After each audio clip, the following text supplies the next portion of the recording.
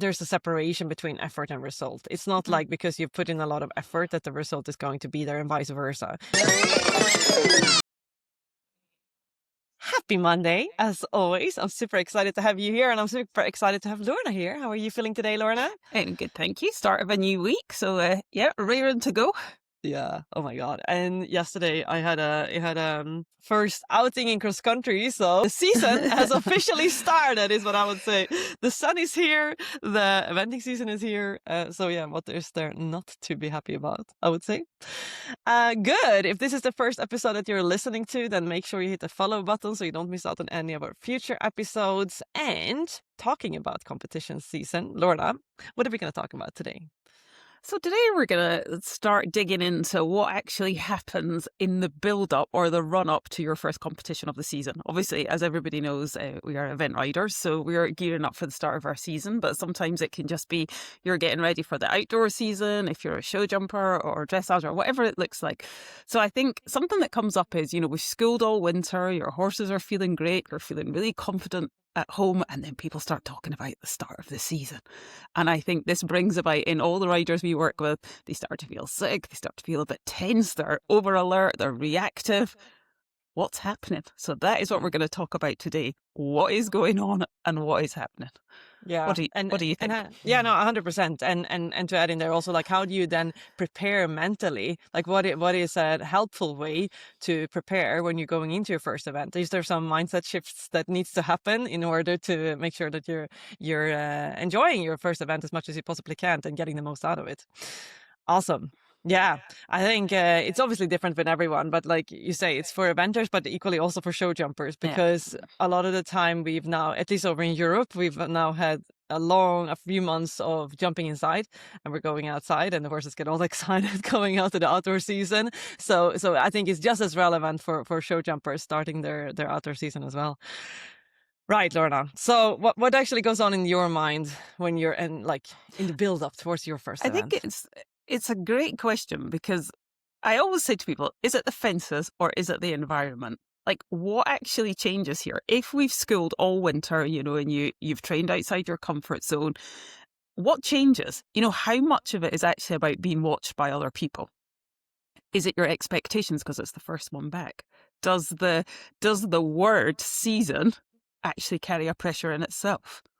What do you think? Yeah, that's such a good question. And I'm quite pleased because those are things going on. Like the word season. I think it's such what can I say? For me, there's a lot of expectations as to, we've done all that winter training, you've trained for months. And I know, at least like last year, I remember this very clearly. I trained so much on my dressage, like I hadn't jumped all winter. And you go into it with that expectations that, look, I've now done all the work and I'm now going to get much higher dressage scores than I did last year. Yeah. And well, spoiler alert, that didn't happen. And I remember last year I did a lot of reflection on that afterwards, right? And it's a pretty crazy expectation to have, right? Because you do come out, usually when we have event horses, they are quite excited to come out. They're like, finally eventing season. And they know the moment you start like dotting their manes, it's like, it's eventing season. and to then expect yourself to do an even better result than you usually would have, no matter how much you train throughout the winter, it's just bonkers really to have that expectations. What do you think? Yeah, 100%. I think uncertainty is the word.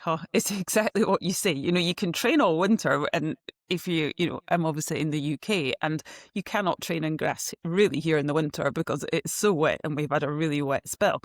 And I did a cross-country training a couple of weeks ago, and again, expectations. They're not conscious expectations, they're unconscious expectations. And you hit the grass and they're like, screw you, mum, here I go. And all that training, all that straightness, all that control, being able to go up and down your gears, it's gone out the window because they are like, come on then, let's go. Mm-hmm. And actually, it is a great thing. My trainer, Emily, she said they're like spring lambs on grass. When you see them all and they're just hopping around and bucking and just taking off and they're like, woohoo. So I think I love what you said, because those expectations, to think that when you're in an quiet environment training at home, just you and, you talk about your dressage trainer and you're working on your movements and your straightness and all of those bits. it's a crazy expectation to think that, I know you guys do it on a surface, but for us, that those horses are going to step foot into a grass dressage arena and be like, okay, Mum, I just do what you say. Like, it's nuts. And I guess all of this, all of those questions that I asked you before, all of it is about a threat. You know, it expectations, you know exactly what you're saying. I've trained my dressage and I'm going to go out and I'll do a worse score.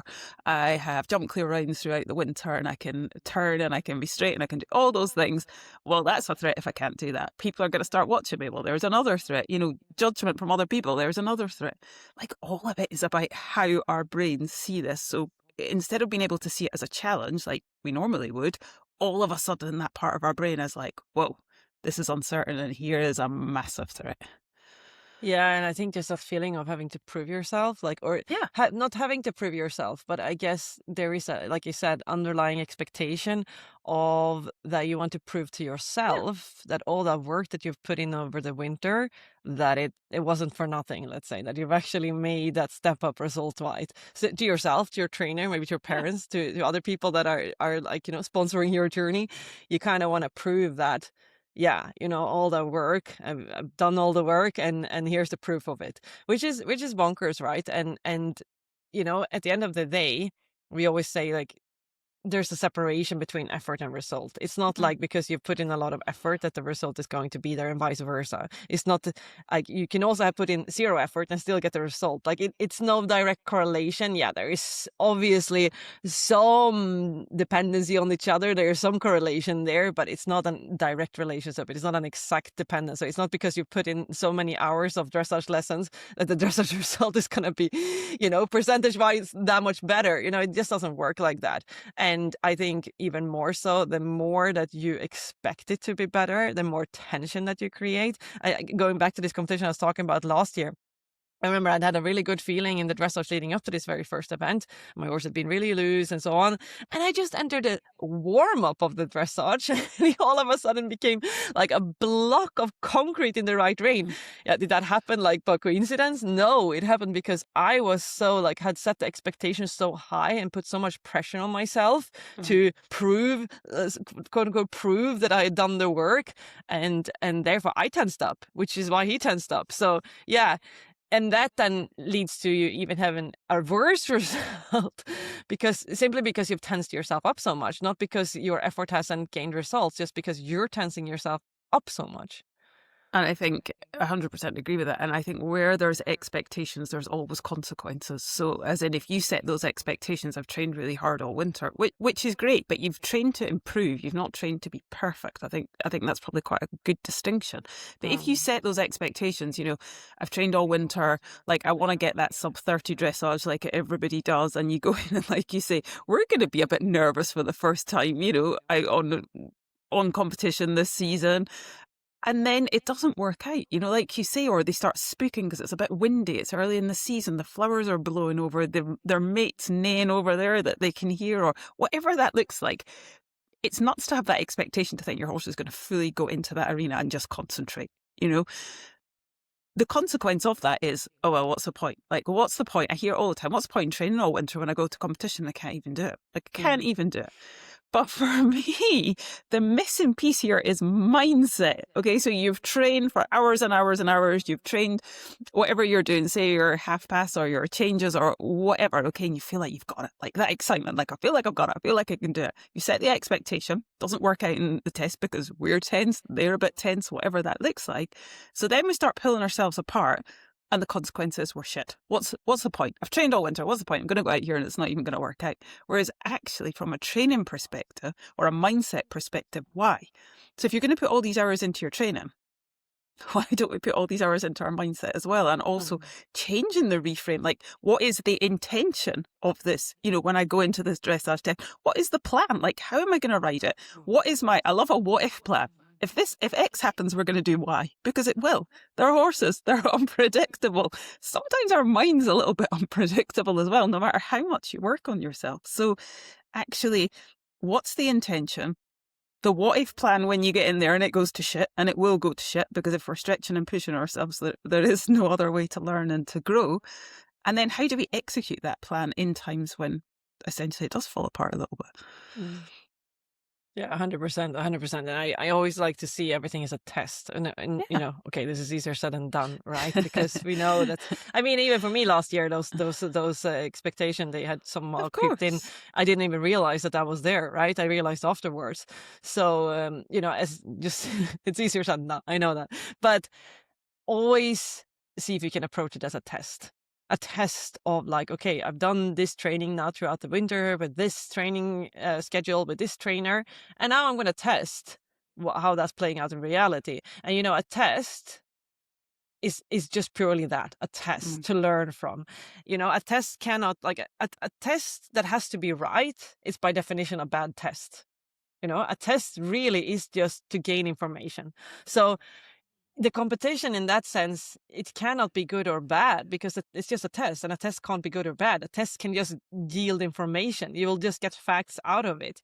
So you'll just see where you have potential still work left to do. Well, potential, actually, we always have work left to do. You'll just see, test, is this the bit that I now want to ride with? Is this the warm-up that it's gonna yield me the results that I want? What can I take from it? What can I learn from it? That's the approach that I always attempted going into all my events, to be fair, not only the first one, but that way it kind of removes expectations because there is no result to be yielded. It's just a test. And I think that is a really interesting concept. And I 100% agree. We've said that a lot today, 100% agree. But I always say this work is, it's well ingrained into our beliefs because I test exactly what you were saying. Whatever we do is a neutral event. It's our thinking that puts a spin on it, whether it's a positive event or whether it's a negative event, whether we think we've succeeded or we've failed. But for me, the problem lies in that when we go to school, a test is something that proves whether you're right or wrong. A test is something that proves whether you're good enough or you're not good enough. It's very black or white. And I think there is the challenge in most people's thinking because, you get a percentage, don't you, at school or when you're at uni that says you've either passed or failed. So therefore, I think whether it's your dressage test, exactly what you're saying, you get, I don't know, say 60% and you hope that you would get 65 or 68 and you're not there. So therefore you failed because that's what would have happened at school. You would have got the tick or the cross. And I think that is where I love what you're saying. And I think the next bit is to share some of this with our listeners about how you do that, like how you get that mindset, because I work with so many people that are very much framed and it's not their fault, but something you pass or fail, it's good or it's bad. Yeah, and I think it is a super good point that you're making there. I think I've done a lot of rewiring of that word, what that word means to me, because indeed a lot of us has that, when it's a test, it's good or bad, right? Yeah. And I think then for anyone listening, pick a word that doesn't have a good or bad, quote unquote, meaning attached to it for you. Yeah. Is that an experiment? Experiment is another word that I use a lot. It's just an experiment. An experiment in that sense, I think, has less of a good or bad label attached to it. Experiment is just an experiment. It's neither good or bad. But any word that doesn't create that, because, possibility of it having a good or bad result, like where you can just look at the facts of just factually. And what did you call it? A natural event. Like it's just like it has nothing is positive or negative. But I think what you're saying there is really cool because when people come out of a dressage test, they do it all the time. How did you get on? Oh, it was shit. Like it was a bit tense. Like it just didn't work out. Like that is how people describe events. Like they do it all the time. How was your round? Had one down, had two down. Like, so therefore we always pull the negative part of our experience to the front every single time. How did you go cross country? Yeah, it's really strong. Or yeah, but I had a run out here. Yeah, but this and yeah, but that. Like everybody describes, not everybody, but most people before they work on themselves describe that part of their experience, the negative part first. Like ask anybody how you do it. Eventing is a friendly sport. Like it's a team, it's an effort. You ask somebody how they did when they come out of their dressage test. That was shit. That was good. That was all right. Like everyone does it. Like it's 100%, 100%. And it's almost like people always think you're weird when you like I've obviously retrained myself a lot with this. So people send me a message and they're like, okay, how was your round? I never report like, oh yeah, I had so many errors or this or that. I reported my feeling, and then people go, yeah, but how many polls did you have? I'm like, people still want to measure you by their standards. But okay, so here's just an idea then. So just setting, because again, we're setting this already on beforehand, right? So what if, here's just an idea. What if we would start to call this a dressage experiment instead of a dressage test? What if we would call it a dressage experiment and a show jumping experiment and a cross country experiment? How would that, like, for me, that really changes what I'm going into. Like, then I'll be looking for the facts. I'll be looking for information. I'll be going into it with curiosity. How does that feel for you, Lorna? Yeah, really good. Like, great. Like, I think if everybody could go in with that thought in mind, and actually, if you think about how do you take your training to the competition, that is probably how you do it, because you train at home. So what if I take that training to the competition? What if I can experiment with that training and see if I can keep my body, my mind, my horse in the same state, essentially, that I train in? And most people can't, because this whole thought process, this whole threat of being judged, missing distances, running out, not getting the scores, like whatever it is. And I think you've made a really valid point there. It's a dressage test. It frames it straight away. Here is a test. And if you look down your dressage score sheet, I'm using dressage as a bit of an example here, but it's probably the most thing we're judged on. It tells you if you get a 7, it's good. So our brain is wired to see, 7, that's good. So if I get a 6.5 and if I get a 6, and even if I get a 5 for making a mistake, it literally says it's bad or it's poor on your dressage sheet. So I think we've all got a little bit of work to do. And I love what you're saying. And I think if you are going to see it as an experiment, the word that springs to my mind is, rather than having these expectations, is set an intention. So if you set an intention, you've got something to measure yourself against. And it can be the most simple things. Like, we all know that dressage is all about rhythm. So if you set your intention, no matter what goes on and your horse is messing about and the flowers blow over and do whatever else, my intention is there no matter what happens that is outside of my control, that I cannot literally control. I keep my rhythm. That's my intention. So if you're going to choose to come out and then, measure yourself, see if you're successful, measure yourself against your intention. Did you do it, or did you not? Or how difficult was it, or how easy was it? And then you've got something that you can measure data on, as opposed to measuring yourself against your emotions. Because as soon as you start to do that, like, you're going to start pulling yourself apart, literally, because you couldn't get the score that you wanted.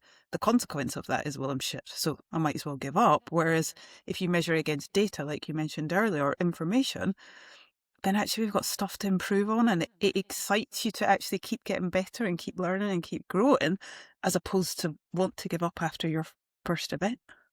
Yeah. Yeah, 100%. And going back to your dressage score sheet there, I think that's really interesting indeed. When you talk about it as being a test, and a dressage score test looks very similar to one of those tests that we did in school.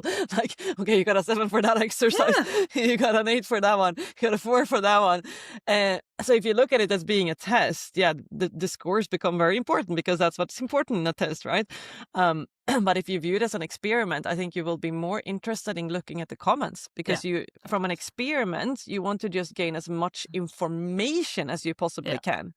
You're not interested in the scoring in that sense. You're more interested in gaining information from it. That's what a good experiment is something that you should gain information from. Yeah. And then obviously then you can turn those into process goals that you can work on and get better. Whereas if you're just going to measure yourself against the outcome, which is, say, and I hope my hands up, like, I've had 40 dressages in those international arenas because he's lost his shit and all the rest of it. You're disappointed. Like, there's no other way. Like you're saying, you've worked bloody hard at it. You can do it at home. You go in that arena, it goes to shit. We're probably a bit more tense or a bit more nervous. The flags are all blowing. You've got 2 judges that are there.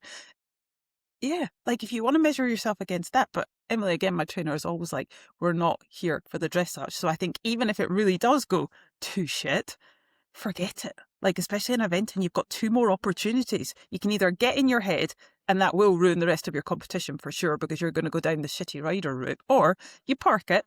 We've got work to do. The information, like you say, is on your sheet. Like, we can work on our mindset. We can work on our actual moves, executing the moves, but we've actually still got 2 other parts. So just park that bit for now, and let's get in the zone so that we can actually pull out our best performances when we've actually still got show jumping and cross country to go. Yeah, because that's a huge thing as well. The only time that you got any power over is the present, right? So whilst continuing to think about your dressage when you're stepping into show jumping, or equally so if you're out competing show jumping, and to stick around in presence-wise, focus-wise in your previous round when you're stepping into your next round, you have no power over. It's not going to help you, right? So I think that's a great tip as well, to just, park it and move on to the next one. And I think especially in a one day in the UK, another interesting thing is you often don't know, they're very fast with the results here now, but sometimes you don't know the result of your dressage when you go to show jump. And they announce it. So they announce your name and then they announce your score as you're cantering around to the first fence. Really? And I hold my hands up here because it is the biggest distraction in the world. Even if you've done way better than you think you have, it's a distraction in that moment because you've let yourself go out of that moment and dream of the what ifs. 100%. Or if you've got the shittiest score you've ever had, you're like, and then you lose all momentum to the first fence because you've already started that negative thought loop. So it's something I tune it out now. Like I don't even hear it on purpose because I have my intention, I have my awareness points, and that is all I concentrate on. And quite frankly, I try quite hard not to look at my dressage scores before I show jump now because it's a distraction. Right. And it's not going to make my jumping any better. Whether I've had the best dressage in the world, again, that's expectations. Well, I've had a 20-something dressage, which I hold my hands up, I've never had, but... No, that's a lie. I had a 28 once. It just, you start putting pressure on yourself. Well, I've had the decent dressage, so today might be the day where I might just get in the places if I jump clear and I go fast cross country and whatever. It's expectations again. And then if you don't, you start pulling yourself apart and there's the consequences again. So basically, there are two, if I'm hearing it like this to summarize from today, there are two big takeaways here. First of all, move from expectations to experiment. View it from a point of curiosity rather than a place of wanting to prove yourself. And the second big thing that I'm hearing you say, Lorna, is stay focused on the present. In the present. Make sure you've set an intention at the start of your competition. That's another one as well. The last little bit I would add in is make sure that you reflect on data, not emotion. And we say all the time that when emotion is high, reason is low. And if you're going to reflect on based on emotion, I promise you, it ain't going to work out. It's not going to make you any better. But if you reflect, and sometimes we have to let the dust settle when it's not worked out. But once we've let the dust settle, and then you start to reflect on data and information, that is essentially how we're all going to get better. I love that. So those were our, it became 4 best tips going into your first, that's great. 4 best tips going into the first event or competition, outdoor competition for this season. But we would also love to know what's actually going on inside of your mind. This is what tends to go on in our minds and what we hear our clients talk about, but we would love to hear what's actually specifically going on inside of your mind so we can tackle that a little bit closer specifically. So do get in touch with us. Send us an email or send us a message on Instagram. You'll find all the links in the show notes of this episode. And other than that, did you have something to add, by the way, Laura? No, I think I've rambled enough today. Other than that, don't forget to check out our YouTube. And we're going to challenge you all to start making strides in your mindset so you can truly make strides in your riding. And we will see you on the next Magical Monday.